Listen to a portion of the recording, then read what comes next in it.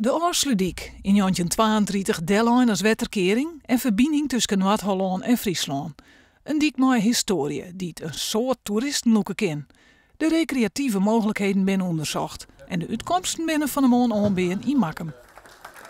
Dus willen we culturele hoofdstad echt goed op elkaar gaan zetten in Friesland, dan is de oprijlaan naar dat grote feest belangrijk dat we dat goed gaan aankleden. En wat is er mooier dat de toerist, de bezoeker, volop kan beleven in de toekomst de mogelijkheden van die afsluitdijk. Ierlijks komen er haast 300.000 toeristen op Aarsludiek aan. Ze bezoeken dan de kazematten bij Kwaverterszoon en het monument op het dik. Het is een speciaal type toerist.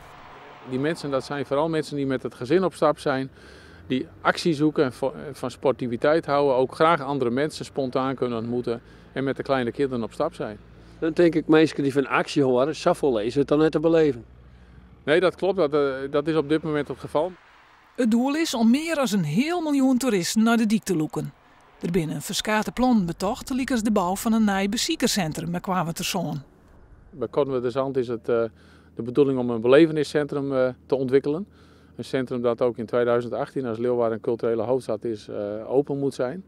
En dat is een centrum waar mensen met de modernste technologie bijvoorbeeld kunnen leren over het water, onze strijd tegen het water, tegen de polders.